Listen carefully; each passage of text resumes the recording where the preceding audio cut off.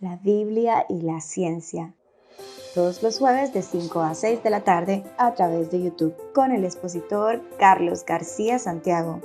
Lo puedes usar con motivos académicos, además de aprender lo fascinante del mundo bíblico. Inquietudes, preguntas que crees que no tienen respuestas de acuerdo al orden bíblico, puedes dejar tus preguntas bíblicas en los comentarios de cada video y en nuestra transmisión de cada semana la estaremos contestando. Suscríbete a nuestro canal de YouTube para recibir las notificaciones de más videos alusivos. Muchas gracias por compartir.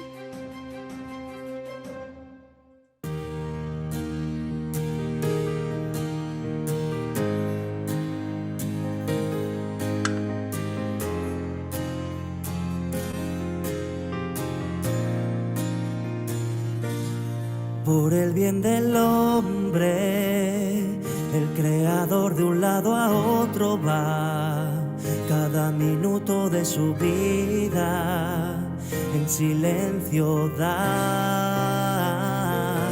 Por sí mismo no tiene piedad, pero atesora a la humanidad que él creó y todo lo que tiene le da. Solo el Creador por el hombre tiene compasión, un cariño sincero, inquebrantable afecto. Solo Él al hombre misericordia ofrece y atesora toda su creación.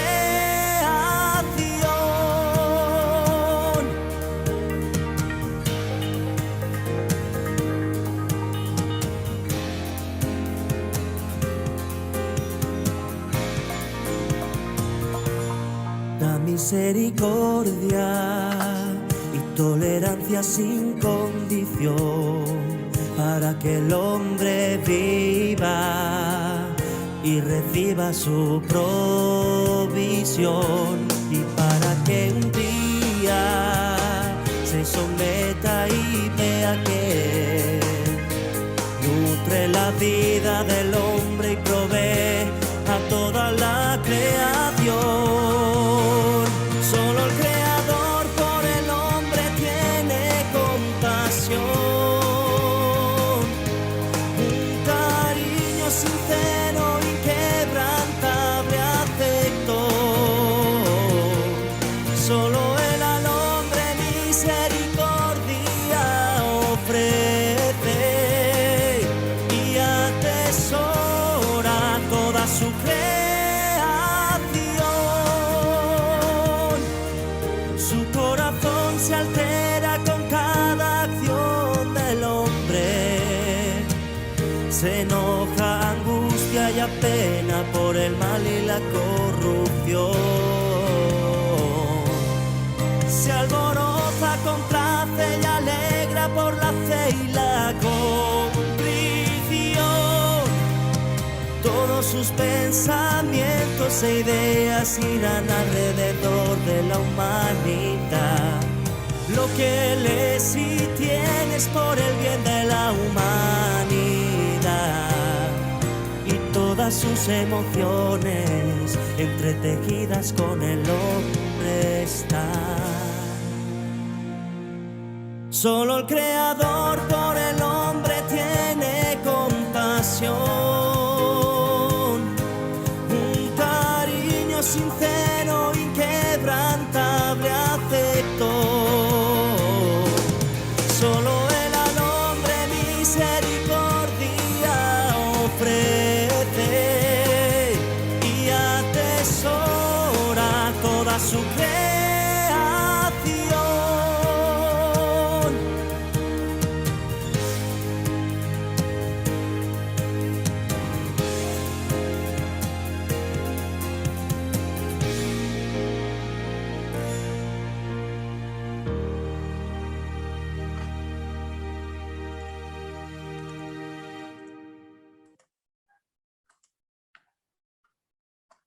Dios de la creación, sean todos y todas Muy bienvenidos a este día, una vez más, a nuestro canal, La Biblia y la Ciencia.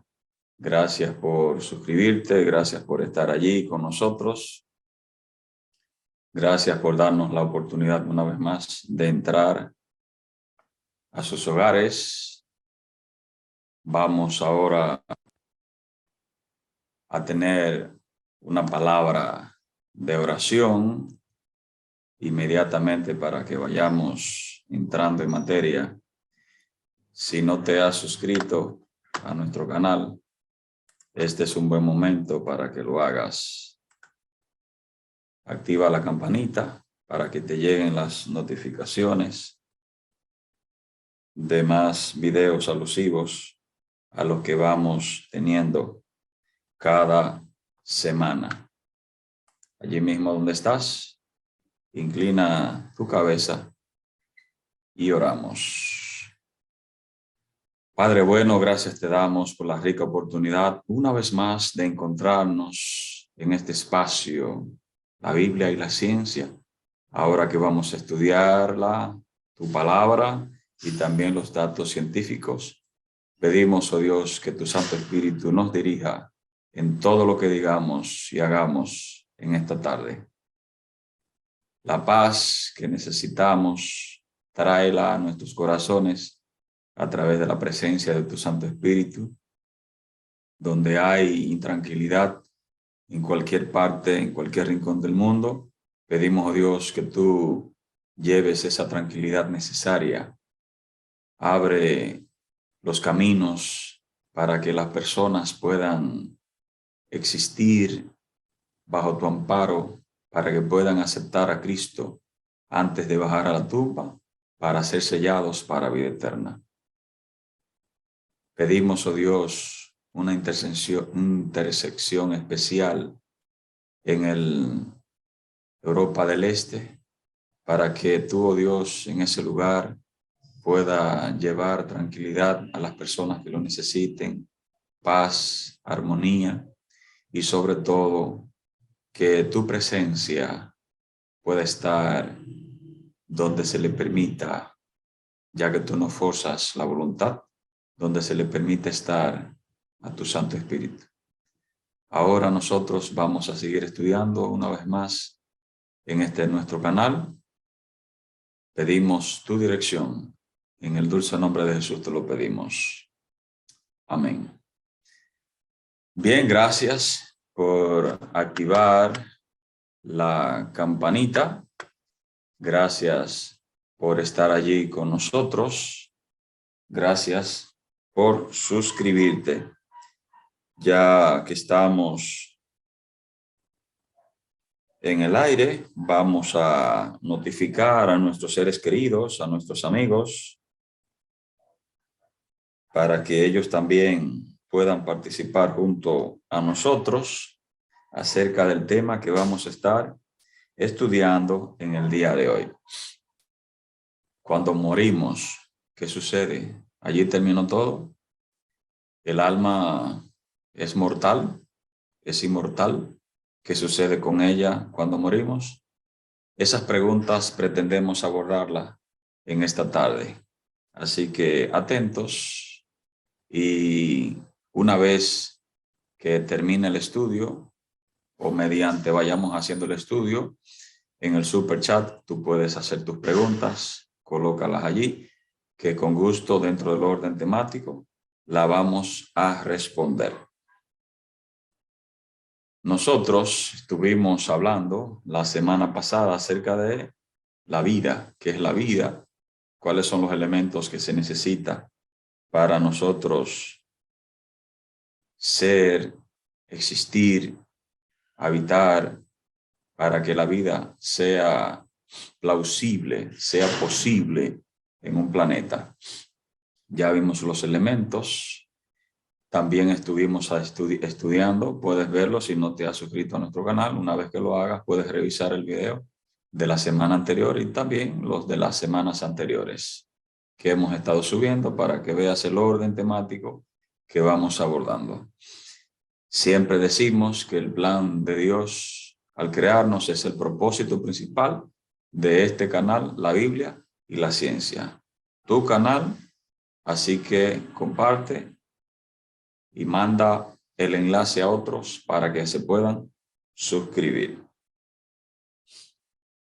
La Biblia nos va a proveer una respuesta a todo lo que nosotros nos podemos preguntar acerca de acerca de ella.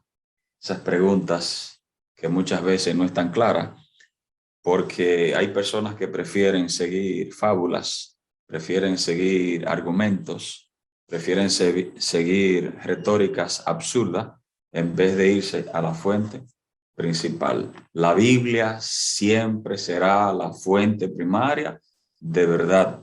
Es la fuente primaria de los sanos principios que rigen la vida en todo el universo, no solo en la tierra, sino en el resto del universo.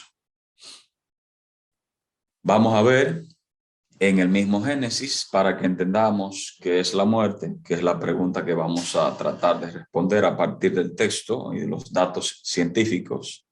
¿Qué sucede con el alma? Si el alma muere o no muere. Para eso tenemos que entender primero qué es la vida. Dice la Biblia en el capítulo 2 del Génesis: entonces Dios el Señor formó al hombre de la tierra misma y sopló en su nariz y le dio vida. Así el hombre se convirtió en un ser viviente. Dos elementos básicos de lo que se compone la vida de un ser humano. Habíamos dicho la semana anterior que los elementos básicos para que exista la vida es materia y energía, agua y en estado líquido. Materia, energía y agua en estado líquido. Todos esos elementos están en nuestra constitución, en el organismo mismo. Nosotros estamos constituidos de materia viva, materia orgánica propiamente dicho, energía, que es inseparable de la materia, y agua en estado líquido. De hecho, casi un 90% de nuestro organismo está constituido de agua. Esos elementos están allí mismo descritos en el Génesis. Formó Dios al hombre del polvo de la tierra, sopló en su nariz y le dio vida. Así que el hombre se convirtió en un ser viviente. Entonces Dios el Señor hizo caer al hombre en un sueño profundo y mientras dormía, le sacó una de las costillas y le cerró otra vez la carne. Por eso la mujer está hecha de las mismas sustancias, los mismos elementos primarios de lo que está compuesto el organismo del ser humano varón, también está compuesto del ser humano hembra. Los formó del polvo de la tierra, los mismos elementos, varón y hembra, los creó. De esa costilla que Dios sacó del hombre, Dios el Señor hizo una mujer y se la presentó al hombre, el cual al verla dijo: esta sí que es de mi propia carne y de mis propios huesos. Se va a llamar mujer porque Dios la sacó del hombre. Así que ambos, tanto el hombre como la mujer, fueron creados por Dios. No venimos, como dicen, como todavía hoy en pleno siglo XXI, marzo, inicio de primavera de este año 2022, todavía hay hombres y mujeres que siguen creyendo que descendemos por una casualidad de unos pasos o procesos llamados evolutivos, y entonces hoy somos lo que somos a través de una serie de transformaciones que ha devenido a través de la historia del proceso de origen del hombre. La Biblia nos enseña cuál es nuestro origen. Varón y hembra fuimos formados del polvo de la tierra. Sopló Dios en su nariz y fue el hombre y la mujer un ser viviente. Esto es lo que describe el Génesis. En el principio, cuando Dios hizo al hombre y también a la mujer. nosotros vamos al Génesis, al capítulo 2, y vemos los elementos que todos los científicos, que los físicos, los matemáticos, estamos todos de acuerdo en reconocer: materia orgánica o materia viva, agua en estado líquido y energía. Esos mismos elementos constituyen el ser humano, constituyen al ser humano. Dice la Biblia, noten todo el trasfondo científico, que aunque la Biblia, insistimos, la Biblia no es un libro de ciencia, pero al usar ciencia, al abordar cualquier parte de la Biblia, termina siendo, aunque en principio no es un manifiesto científico, termina siendo un libro que se le puede aplicar el método científico en todo su devenir, desde el Génesis hasta el Apocalipsis. Así que dice la Biblia en el capítulo 2 de Génesis: entonces Yahvé, Jehová, nombre de Dios, formó al hombre del polvo de la tierra. ¿Cuáles son los elementos de los cuales se constituye una vida para ser viable en cualquier planeta del cosmos, del universo, en cualquier parte donde existe vida? No que hay probabilidad, hay vida en otros planetas. Más adelante vamos a abordar, Carlos, ¿y cómo tú estás tan seguro? No estamos solo en el universo. Más adelante vamos a abordar, dentro de esta secuencia temática, vamos a abordar eso. Así que con paciencia, tranquilidad, vamos a llegar allí. Mientras tanto, permítame demostrar lo que la ciencia nos dice, que la Biblia lo confirma, o que la Biblia lo dice y la ciencia lo confirma. Los elementos básicos para que exista la vida: materia orgánica, agua en estado líquido y energía. Ahí están. Formó Dios al hombre del polvo de la tierra. Vamos a utilizar un poco el idioma original en el cual fue escrito el libro de Génesis. La palabra hebrea, que significa crear, formó, el verbo formó que aparece allí, es yatzar, que significa, o las acepciones en castellano, son formar, crear, moldear en una forma.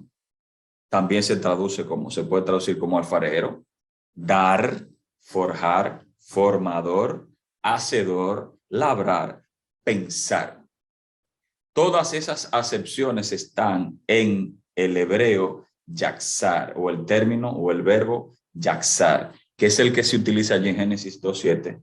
Dios formó. Esa palabra es yatzar.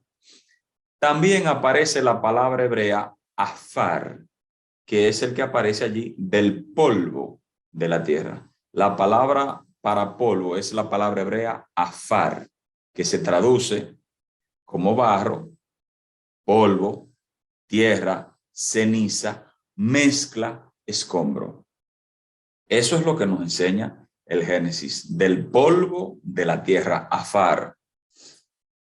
Entonces, nosotros vemos también otro elemento clave que está en el texto, y el conectivo, y sopló en su nariz aliento de vida, y fue el hombre un ser viviente. Noten cuáles son los elementos de lo que se constituye la vida: materia orgánica, agua en estado líquido y energía. Ya está más que claro, la ciencia lo confirma, que cerca de un 90% de nuestra constitución, de nuestro organismo, está constituido de agua. Cerca de un 90% de nuestra sangre se constituye de agua. De hecho, la superficie de nuestro planeta está constituido en una 3/4 partes, dígase un 75%, entre un 75 y un 78% de la superficie del planeta es agua en estado líquido. Así que dice la Biblia, y sopló en su nariz aliento de vida, y fue el hombre un ser viviente. Del polvo de la tierra, soplo de vida.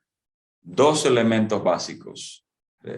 Te sugiero que para mayor comprensión revise los temas anteriores que estuvimos repasando a partir del texto y los datos científicos. ¿Cuáles son esos elementos? ¿Cuál era el concepto que tenían los griegos? Vamos a seguir repasando no solo la cultura griega, sino también en otras culturas. ¿Cuál era el concepto que tenían ellos del alma? La Biblia nos enseña que Dios formó al hombre del polvo de la tierra. Elemento número 1, materia orgánica del polvo de la tierra. Los mismos elementos de materia viva que están en la tierra, nosotros lo tenemos en nuestra constitución, en nuestro organismo están unos 90 elementos de los que están en la tabla periódica, de los cuales la mayor parte son de sustancias simples de la vida, como el carbono, el sodio, el yodo, etcétera, etcétera, etcétera, están en nuestro organismo. Elemento número 2, materia orgánica, polvo de la tierra, elemento número 1. Y elemento número 2, aliento de vida, sopló, aliento de vida. Más adelante vamos a ver qué tipo de aliento es, porque el concepto que tienen algunos es que ese soplo era un alma, o que ese aliento, que ese espíritu, algunas versiones traducen como espíritu, piensan, esa palabra ha confundido a muchos. Vamos a estudiarlo en su contexto inmediato. Y sopló en su nariz aliento de vida y fue el hombre un ser viviente. Noten cuándo es que el hombre llega a ser, tanto el hombre como la mujer, porque están formados del polvo de la tierra, porque la costilla de la cual fue formada del polvo de la tierra también es de la misma sustancia, de la cual fue formada la mujer, de esa costilla. Así que la misma constitución del hombre es la misma constitución, los mismos elementos que están en la constitución del hombre, dígase en el organismo del hombre, están también en la constitución de la mujer. La fisonomía, la biología, la bioquímica, la neurología de la mujer es distinta, pero la constitución, la anatomía es idéntica. Los mismos elementos que constituyen al hombre a nivel bioquímico constituyen a la mujer, con ciertas diferencias bioquímicas, ciertas diferencias, pero a grosso modo somos idénticamente a esos niveles, formados por el mismo Dios. Hay ciertas diferencias hormonales, anatómicas, fisonómicas, neuronales, pero esos son datos más adelante que vamos a abordar por separado. Mientras tanto, la constitución humana, tanto del hombre como de la mujer, son idénticas. Idénticas. En ciertos aspectos hay diferencias. Más adelante vamos a ver en cuáles aspectos son esas diferencias. La palabra que aparece allí, sopló, el verbo sopló, nos llega a la raíz nafak de la palabra hebrea, que significa soplar, inflar, expirar, atizar, encender, soplo. Noten, y es lo que dice Dios. Sopló, dice el Génesis, sopló en su nariz aliento de vida. Otro término del hebreo que aparece allí es aliento, resoplido, hálito, espíritu, que respira, respirar, soplo, vida, viviente. Noten que la palabra hebrea neshama es la que aparece allí cuando se refiere a la palabra aliento. Sopló en su nariz aliento de vida. Ese neshama, ese aliento de vida, es lo que le dio vida a ese muñeco formado del polvo de la tierra. Sin embargo, el neshama no es un ser que está dentro de otro ser. El neshama es simplemente ese aliento que le dio vida al muñeco de barro. No es una vida dentro de otra vida. La vida es la composición, es la combinación de ambos elementos. Más adelante vamos a seguir analizando. Otro término que aparece en el hebreo, en el Génesis, donde dice, y fue el hombre un ser viviente. Esa palabra, esa frase, ser viviente, es la palabra hebrea nefesh, que significa criatura que respira, alma, ser viviente, persona. Noten que el alma no es el espíritu o aliento de vida. El alma no es el muñeco de barro o del polvo de la tierra. Es la combinación de ambas cosas. Porque cuando Dios sopló al muñeco de barro en su nariz aliento de vida, es que éste llega a ser un ser viviente. Es que llega a ser un nefesh, un alma, una persona, un ser viviente, una criatura que respira bien. Vamos a seguir viendo. En la atmósfera, que tiene un espesor de unos 1000 kilómetros, es la capa de gases que rodea nuestra Tierra desde la superficie o corteza, la parte sólida, hasta una altura de unos 1000 kilómetros. Hay una capa de gases que envuelve, nos protege de la radiación ultravioleta, de los rayos gamma y microondas del sol, porque son letales para la vida humana y para muchos de los seres vivos que habitamos en este planeta. Así que la atmósfera está constituida de varios elementos o compuestos. Están los gases conocidos como el nitrógeno, el oxígeno, que es lo que nosotros respiramos, el argón, el dióxido de carbono o anhídrido carbónico y otros gases nobles. El nitrógeno, un 78% en la atmósfera. El oxígeno, que es lo que respiramos, es cerca de un 21%. El argón es menos de un 1%. Y el dióxido de carbono, que es lo que nosotros botamos, expelimos cuando respiramos. Entonces, las plantas toman ese CO2, adquieren el carbono para hacer la reproducción de los alimentos, de las frutas, a través del xilema y del floema. Las plantas entonces construyen, producen con una energía a través de la fotosíntesis, los rayos del sol, producen entonces los frutos. Entonces sueltan el oxígeno al aire y eso es lo que nosotros respiramos. Hay unas células especializadas, entre ellas los alvéolos, que se encargan de tomar ese O2, ese oxígeno, y llevarlo entonces a través de las venas, de los vasos capilares, células especializadas entonces, para todo nuestro torrente sanguíneo, para nosotros, que llega al cerebro también, para nosotros poder mantener todos los órganos en el mejor estado posible. Gracias a ese aliento de vida que Dios le dio al hombre, nos dio al crearnos allá, tanto al hombre como a la mujer. Hay varias capas en las que se compone la atmósfera. Está la termósfera, está la mesósfera, estratosfera y la troposfera. Ese espesor de 1000 kilómetros está subdividida por todas esas diferentes capas y cada una de ellas cumple una función distinta para protegernos, para preservar la vida en el planeta.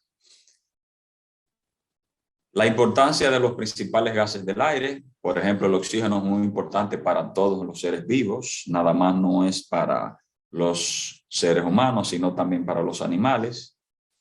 Ayuda a la combustión, actuando como comburente, es decir, permite que en el transcurso de una reacción, al combinarse con otras sustancias denominadas combustibles, se produzca energía manifestada en forma de luz y calor.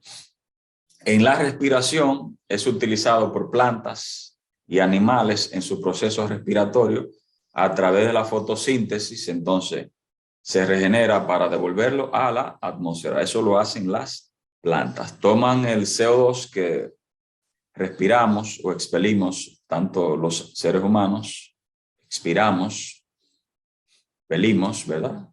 O exhalamos los seres humanos y los animales. Entonces las plantas toman ese CO2, también el monóxido carbónico que botan los mofles, los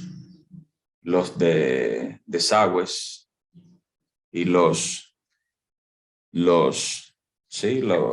terminales donde se producen de los vehículos estos filtros que tienen al final las plantas eléctricas, las industrias, los vehículos que usamos de motor, la pasola, los motores, etcétera.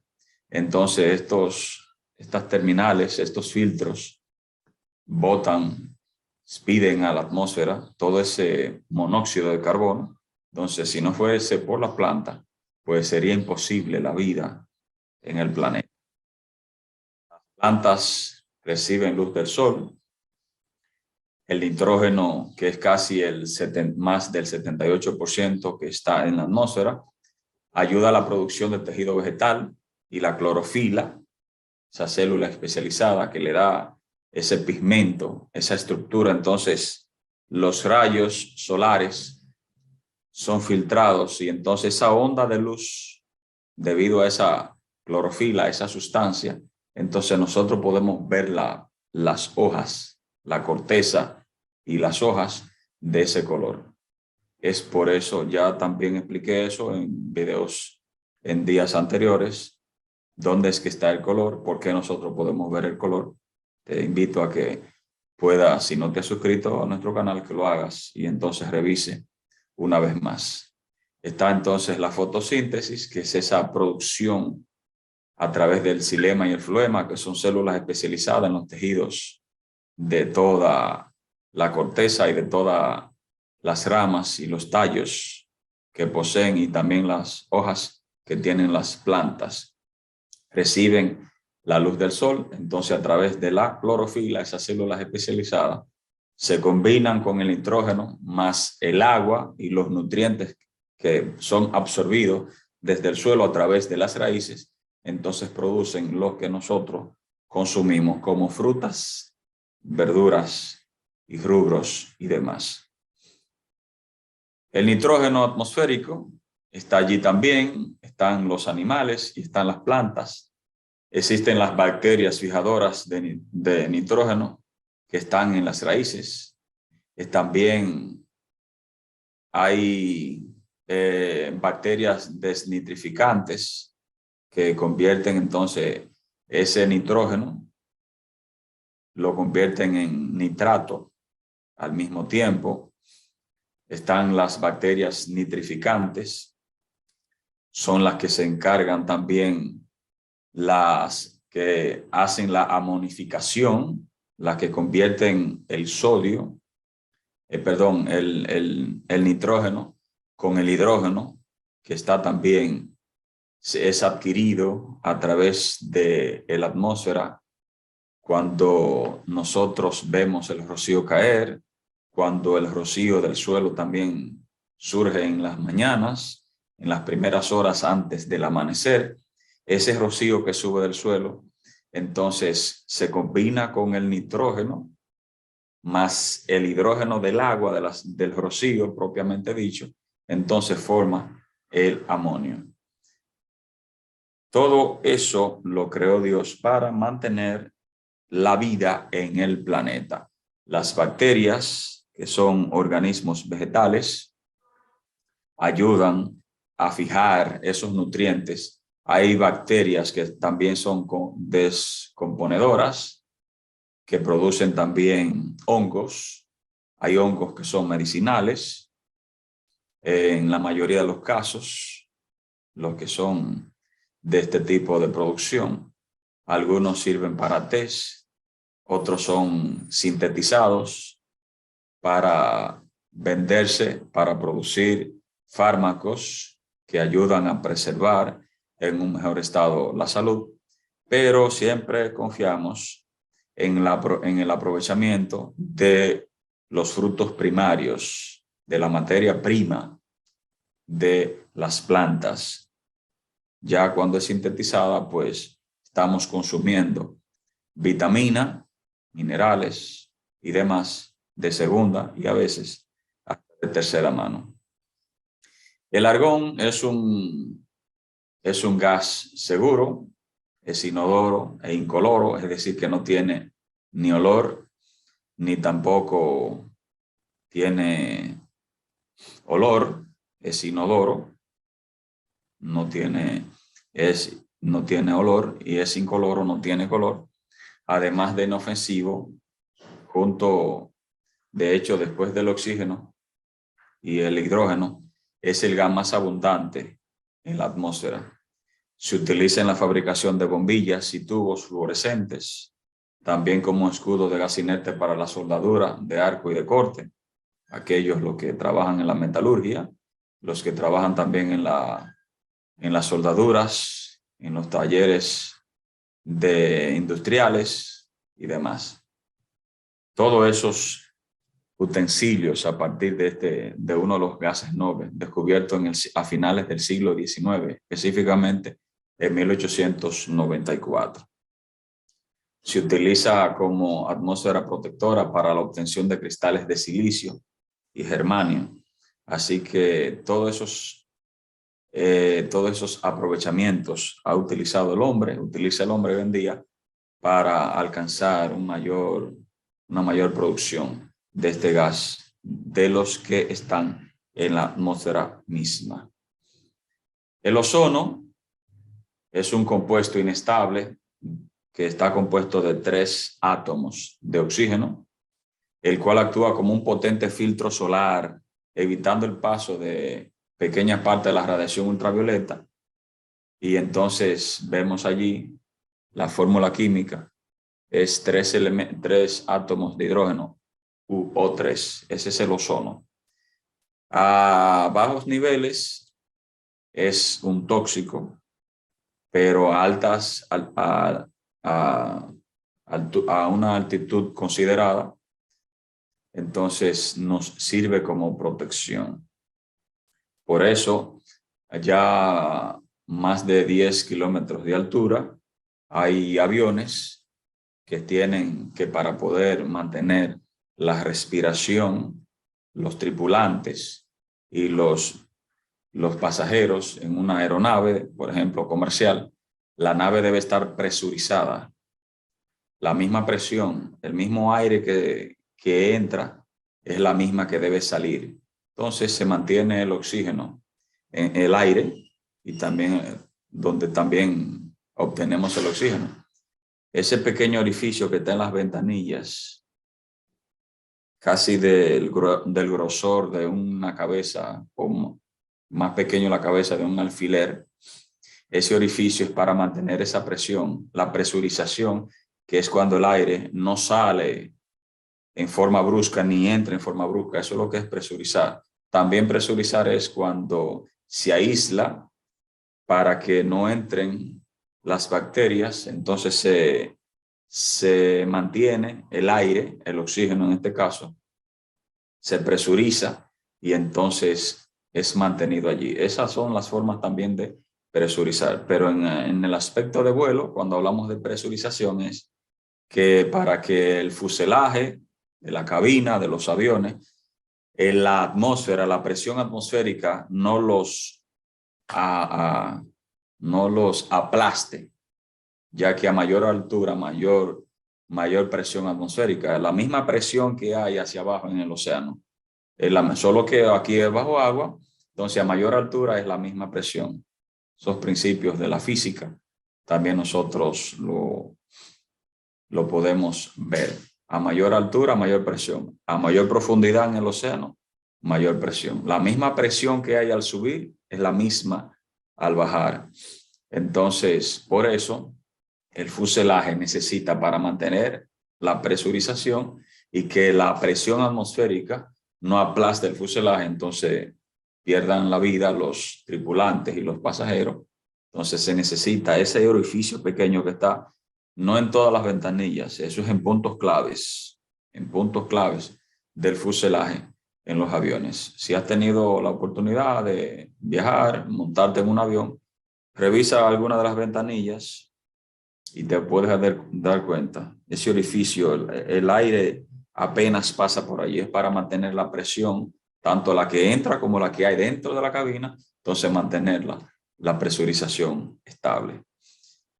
El ozono funciona como tal para protegernos de esa radiación. A mayor altura, a una altura considerable, pues el ozono no nos afecta a nosotros. Ahora, si nosotros subimos a esa altura y estamos en un lugar, si por ejemplo hay aviones, ustedes han notado que hay aviones, los aviones F-22, los F-16, los F-117, y demás, los pilotos tienen que usar máscara de oxígeno, porque a esa altura el oxígeno se vuelve tan pesado que es irrespirable para los seres humanos.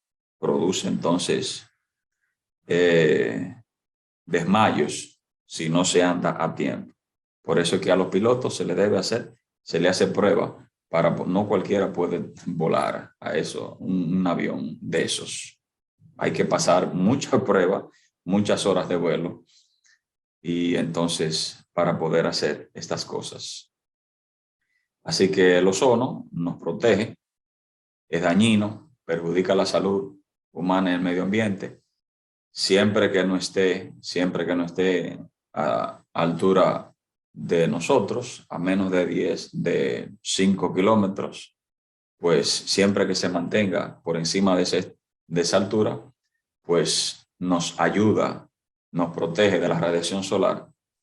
Y entonces ya de 10 kilómetros hacia abajo podría convertirse en un peligro, especialmente el troposférico, que es a la altura en la que vuelan los aviones, a unos entre 29.000 y 33.000 pies. Eso sería entre 9 y 11.000 metros, entre 9.000 y 11.000 metros, entre 9 kilómetros y 11 kilómetros, para que tengan las medidas en diferentes sistemas de unidad. Nosotros también vamos a ver cuál es el proceso de la vida. Para poder entender qué es la muerte, debemos entender primero cuál es el proceso de la vida. Ya vimos cuáles son los elementos que constituyen la vida en un planeta: materia orgánica, agua en estado líquido y energía. Esos son los mismos elementos que Dios creó. Formó pues al hombre del polvo de la tierra, y la tierra también tiene agua. Nosotros estamos constituidos, nuestra sangre, nuestro organismo es prácticamente la mayor parte, cerca de un 90% agua, parte líquida. Y aunque hayan otras sustancias, estas a su vez también se constituyen de mayor parte de agua. La sangre misma, la mayor parte de la sangre es agua. No solo es líquida en sí misma, sino que la mayor parte de esa sustancia llamada sangre es agua. H2O, 2 átomos de hidrógeno y uno solo de oxígeno. Esa molécula llamada agua. Vamos a ver el proceso. Primero, nos recuerda la Biblia: polvo de la tierra, elemento número 1. Elemento número 2, que se traduce en varias versiones: aliento de vida. En otras versiones aparece la palabra espíritu. Esa palabra confunde a muchos, pero ya sabemos que es el espíritu. No es un ser que está dentro de nosotros, es el aliento de vida, es el soplo. El oxígeno, el aire que respiramos, tiene varios elementos: tiene nitrógeno, tiene argón, tiene dióxido de carbono y oxígeno. Lo que nosotros necesitamos para respirar no es ni nitrógeno ni dióxido de carbono, eso es lo que se expiramos. Eso es lo que botamos al respirar, expiramos. Entonces inhalamos y expiramos. Nosotros inhalamos aire y expiramos. Entonces exhalamos dióxido de carbono. Inhalamos aire, exhalamos dióxido de carbono. Pero cuando nosotros inhalamos aire, entonces respiramos oxígeno que está dentro de ese aire. Eso es lo que dice la Biblia: sopló Dios en su nariz aliento, sopló en su nariz aliento de vida. Esa es la traducción, espíritu. Así que esa combinación del polvo más el espíritu o aliento de vida es la combinación que da como un ser viviente. Eso es lo que vemos allí en el Génesis capítulo 2. Elementos de la tierra más aliento igual a ser viviente. Entonces, la ecuación de la vida es la siguiente. Cuerpo inerte hecho del polvo de la tierra. No es un ser vivo. El polvo no es un ser vivo. El muñeco de barro no era un ser vivo. Cuando Dios sopló en su nariz aliento de vida o espíritu de vida, entonces proveniente de Dios es que el hombre llegó a ser un alma viviente. La combinación del muñeco, que no es vida, el aliento tampoco es vida. La combinación de ambas cosas es la vida. Así que el alma viviente es la combinación del muñeco de barro más el aliento de vida o espíritu de vida. Esa es la ecuación de la vida. Pregunta que queremos responder en este estudio. ¿El alma muere o es inmortal? La Biblia nos da la respuesta. Pero antes de que veamos la respuesta, vamos a repasar un poquito la ciencia. Vamos a repasar en este caso un poquito de cultura, de historia antigua. Los antiguos egipcios creían en la doctrina pagana de la inmortalidad del alma, de que el alma no moría. Por eso embalsamaban a sus muertos, duraban varias semanas embalsamando a sus muertos, preservaban los órganos en algunas vasijas para que el cuerpo no se corrompiese, porque ellos esperaban encontrar el cuerpo cuando el alma volviese del más allá, poder encontrar el cuerpo en estado intacto. Esa era la creencia egipcia del antiguo Egipto. Era una creencia pagana, porque ellos creían en la inmortalidad del alma, creían en la vida después de la muerte. Eso es inmortalidad del alma. No solo los egipcios que embalsamaban a sus muertos creían, por eso en todas las tumbas de los antiguos faraones están estas inscripciones llamadas jeroglíficos, que nos cuentan la forma de cómo ellos embalsamaban a sus difuntos, a las personas principales del reino y a las personas de la alta sociedad, a la élite, a la aristocracia. Entonces, también los antiguos babilonios creían en la inmortalidad del alma. Noten que no son los únicos los egipcios, también los antiguos babilonios, pero a su vez los antiguos romanos creían, y todavía algunos de esos diferentes pueblos y culturas siguen creyendo en la inmortalidad del alma. Aquí están las diferentes edificaciones de la antigua Roma, el Partenón, de Grecia, de Atenas, de la antigua Roma también. Todas esas construcciones que ellos hicieron creyendo en que el alma no moría, sino que el alma era inmortal. Un texto que algunos malentienden, que está en la Biblia, en Primera de Tesalonicenses, capítulo 5, que Dios mismo, el Dios de paz, los santifique por completo. Subraye esa palabra en su mente. Y conserve todo su ser. Subraye esa otra palabra. Espíritu, alma y cuerpo. Irreprochable para la venida de nuestro Señor Jesucristo. Esa frase que Pablo utiliza, utilizando vocablos griegos, ha confundido a muchos, porque parecería ser que Pablo estaba a favor de la tricotomía, de que el alma era la composición de varias cosas, de que el alma era algo dentro de otro, y de que el alma no moría. Esa era la creencia griega.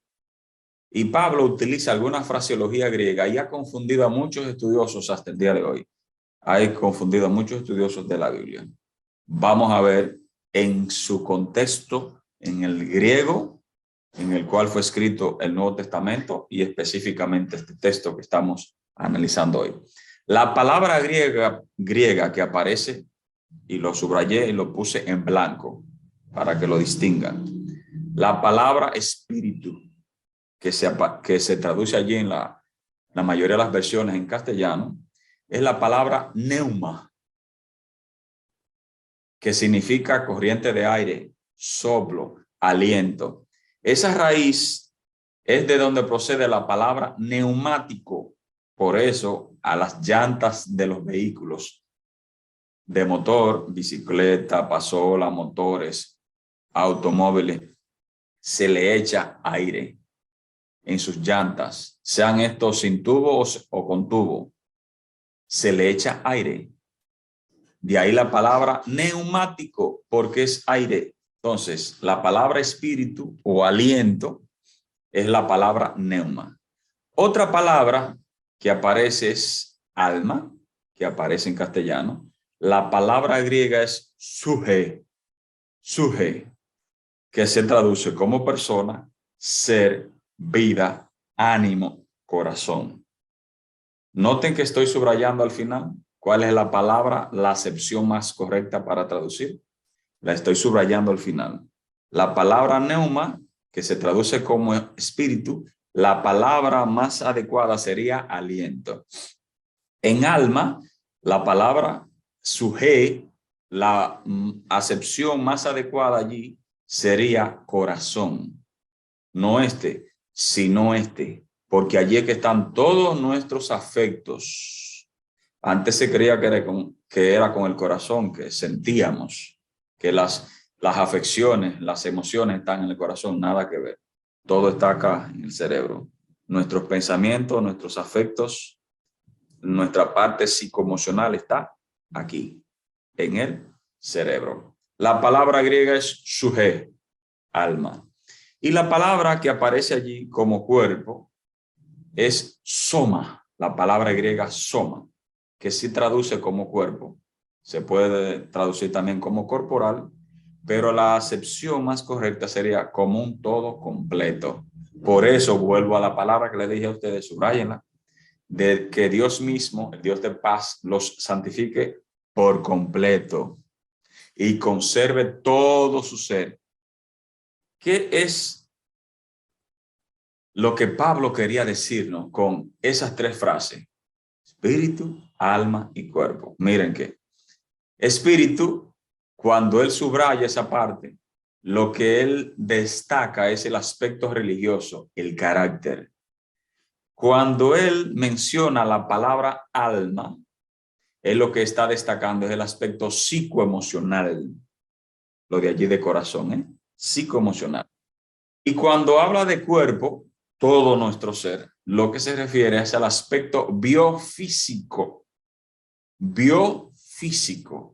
biológico y físico. Así que cuando Pablo dice en Primera de Tesalonicenses que vuestro ser, vuelvo al texto, que el Dios de paz lo santifique por completo y conserve todo su ser, espíritu, alma y cuerpo, irreprochable para la venida de nuestro Señor Jesucristo. Pablo lo que está diciendo es que nuestro carácter, que nuestras emociones y que todo nuestro organismo, lo que comemos, lo que hacemos, debe estar dedicado para la honra y la gloria de Dios. Eso es lo que Pablo está diciendo. No es que tenemos un alma dentro, no es que tenemos otro ser dentro de nosotros, no, nosotros somos ese ser. La combinación del polvo de la tierra más el aliento de vida es el alma viviente. Lo vimos en el Antiguo Testamento y ahora lo verificamos en el Nuevo Testamento. No hay contradicción. Ahora, estamos estudiando la filosofía que pasó de los griegos a los romanos y de los romanos a la cristiandad del siglo IV y V de nuestra era. Es la creencia de que el alma era inmortal, de que no moría y de que en la muerte hay separación entre el mundo espiritual, de que es la creencia, esa creencia filosófica llamada animismo. Es de que no hay separación entre el mundo espiritual y físico, y que hay almas o espíritus en humanos, animales, plantas, rocas, montañas u otras entidades ambientales. ¿Qué significa? Que el panteísmo, al igual que el animismo, le enseñan, eso lo heredamos de los griegos, de los romanos, y pasó a la cristiandad. Entonces, ellos nos enseñan que todas las cosas que vemos tienen un alma, no solo nosotros que tenemos un alma dentro. Noten, el contexto bíblico es que nosotros somos un alma. Nosotros, la combinación del muñeco, del polvo de la tierra más el aliento de vida, esas dos cosas, esa combinación es lo que forma al ser vivo, al alma viviente. No que tenemos un alma dentro. Las rocas no tienen alma, los animales no tienen alma. Los animales son almas vivientes. Nosotros somos alma viviente, no tenemos un alma, somos un alma viva. ¿Ven la diferencia? Parecería como lo mismo, ¿no? Y eso es lo que el diablo pretende. Desde el Génesis, cuando le dijo a la mujer, toma del árbol, come de él, porque serán abiertos vuestros ojos, seréis como Dios, no moriréis. La primera mentira que el diablo le enseñó a Eva en el Edén, y esta también le transmitió a su esposo, a Adán, y a partir de allí entonces seguimos repitiendo la misma mentira de que el alma no muere, de que el alma es inmortal. Los egipcios, los griegos, los romanos, y esta pasó a la cristiandad y todavía seguimos repitiendo, pero la Biblia es enfática. La Biblia es enfática. El alma es la combinación del polvo más el aliento de vida. Es decir, que cuando ya nos respiramos, esa combinación deja de ser y ya entonces se separa el aliento de vida del muñeco y entonces deja de ser un ser vivo. Eso es lo que es la muerte. Así que animismo, esta palabra tiene dos sentidos. Concepto de ánimas, esa creencia de que hay que orar por esas almas que están en los sepulcros, en algún lugar como el limbo, como el purgatorio, como el infierno. Esa cultura, esa creencia, ese animismo pasó a la cristiandad, la heredamos de los griegos, no es bíblico. Ese es el mismo principio de engaño del diablo, combinar la verdad con el error. El diablo no te trae toda la falsedad, porque la vas a descubrir. Él te mezcla la verdad con un poquito de error y te va confundiendo poco a poco. El hombre, según el concepto de animismo, el hombre es poseedor de un alma inmortal, es decir, lleva a pensar al hombre en la realidad de la inmortalidad del alma. Y el concepto número 2 es que todas las cosas tienen alma, tanto las animadas como las inanimadas. Nosotros no tenemos un alma dentro. Los animales no tienen un alma dentro. Los animales son almas vivientes. Los seres humanos somos almas vivientes. A diferencia de los animales, nosotros tenemos raciocinio. Podemos elegir. Los animales actúan por instinto. Piensan, tienen pensamiento, pero no razonan como un ser humano.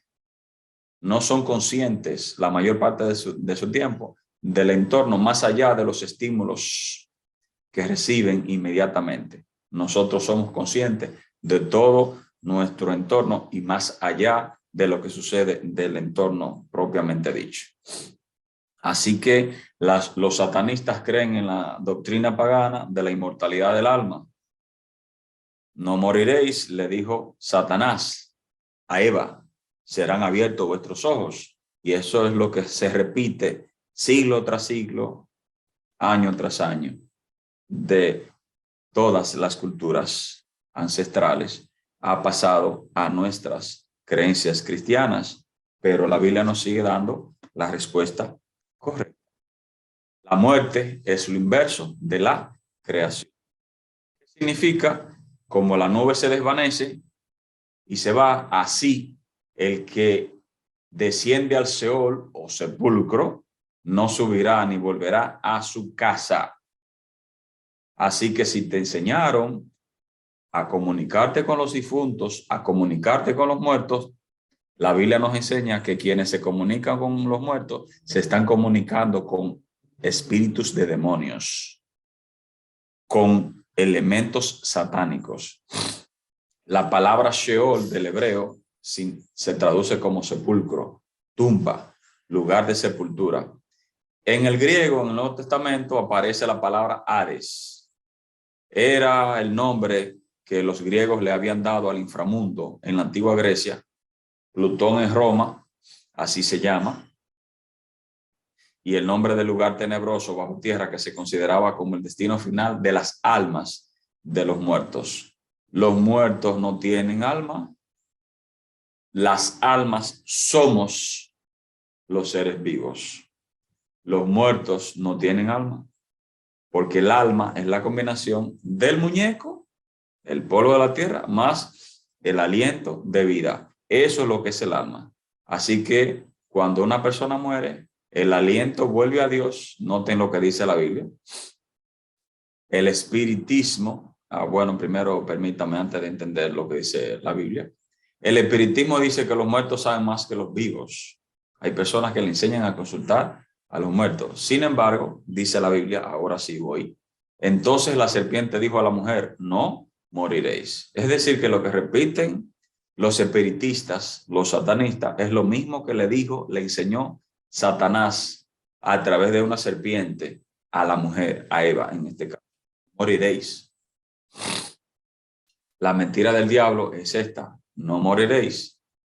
Así que cuando te enseñan o cuando tú crees que el alma no muere, que el alma es inmortal, entonces estás repitiendo la palabra, la mentira del diablo de no moriréis. No hay verdad en él, el diablo, dice la Biblia. Cuando habla mentira, de suyo habla, porque es mentiroso y padre de mentira. Pues son espíritus de demonios, los que se comunican con los muertos, los que tratan de llevarte para que tú hables con algún familiar ya fallecido, son satanistas, son mediums espiritistas, son instrumentos de Satanás. Míralo acá. Pues son espíritus de demonios que hacen señales y van a los reyes de la tierra en todo el mundo.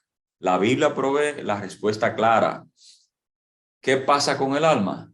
Mírenlo acá. Respuesta.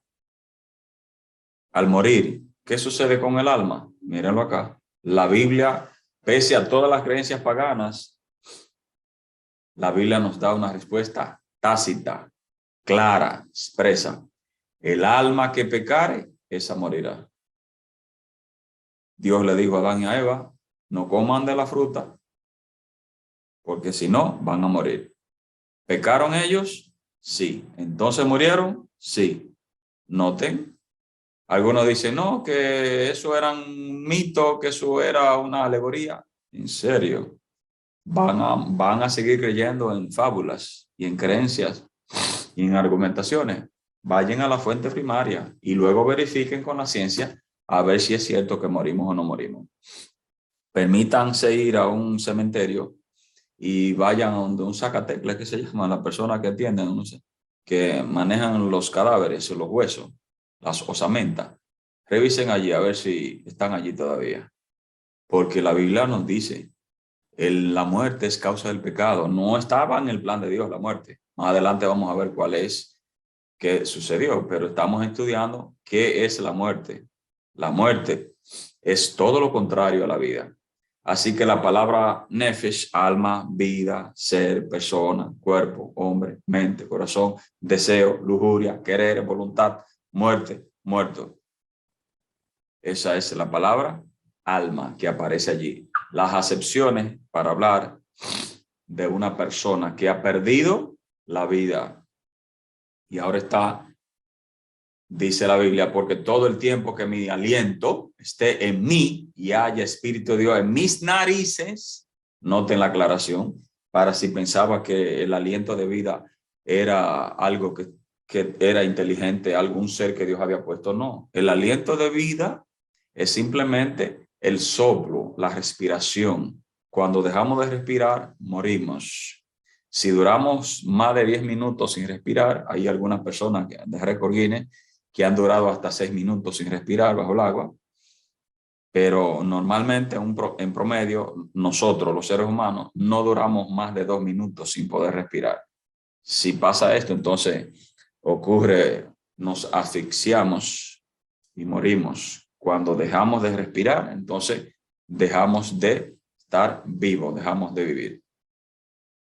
La palabra Neshama, que aparece allí como aliento, resoplido, hálito, espíritu, que respira, respirar, soplo, vida viviente. Noten todas las acepciones para que no se dejen confundir. Estoy utilizando las mismas palabras hebreas y griegas que aparecen en el texto en castellano.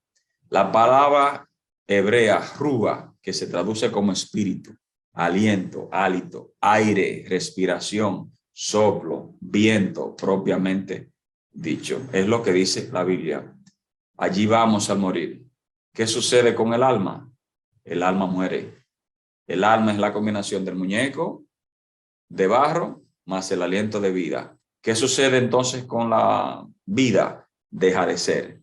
Se descombinan esas dos materias principales, polvo de la tierra más aliento de vida, que también es materia, el aire es materia.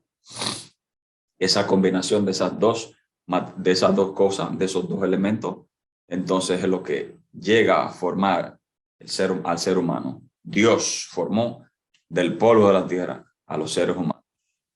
Y el polvo vuelva a la tierra como era, y el espíritu vuelva a Dios que lo dio.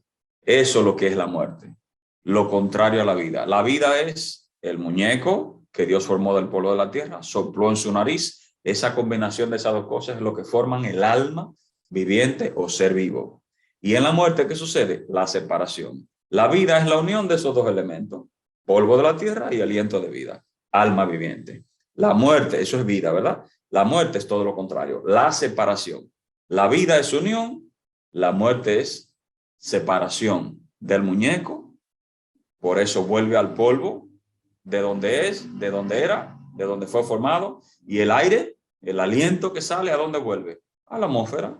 Cuando una persona expira, ¿a dónde va ese aire que expira? A la atmósfera, de donde vino, pero la atmósfera Dios la hizo, el aliento de vida Dios lo hizo, el muñeco que Dios hizo le sopló en su nariz y entonces llegó a ser un alma viviente. La muerte es la descomposición de esas dos cosas, la descombinación. La palabra afar, allí está otra vez. Entonces la palabra ruah está otra vez allí. Allí vamos al morir, todos vamos allí, todos vamos allí, todos vamos allí, independientemente de nuestra clase social, todos vamos allí, independientemente de lo que hayamos hecho, porque los que están vivos saben que han de morir, pero los muertos no saben nada, eso dice la Biblia. Así que, mis queridos, se saldrá su espíritu, ¿ven? La descombinación, descomposición. Combinación de las dos es la vida. La descomposición de las dos cosas o descombinarse las dos cosas o la separación de esas dos cosas es lo que es la muerte.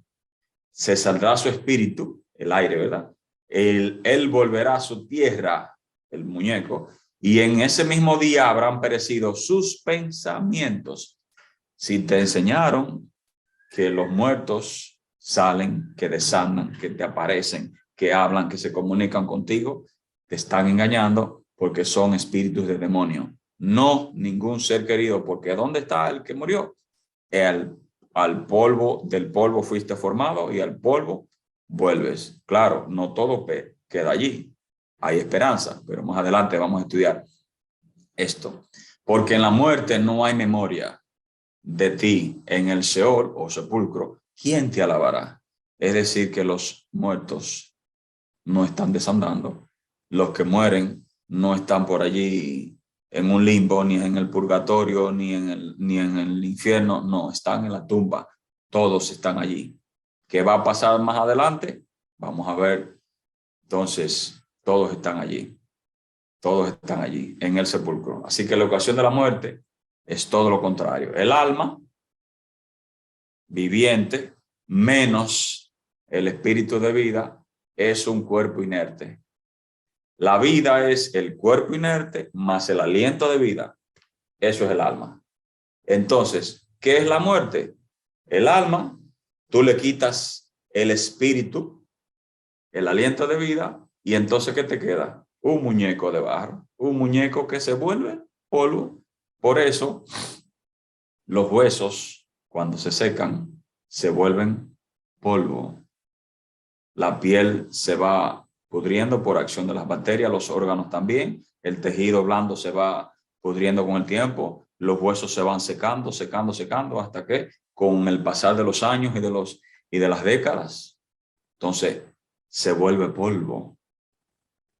Porque eso es lo que dice la Biblia. No era el plan de Dios. La muerte es un intruso. Los seres humanos buscan inmortalidad y la recibirán únicamente en la segunda venida de Cristo. Ahí está la esperanza. ¿Qué pasa entonces al morir? Que el alma muere. ¿Dónde vamos a morir? Al sepulcro.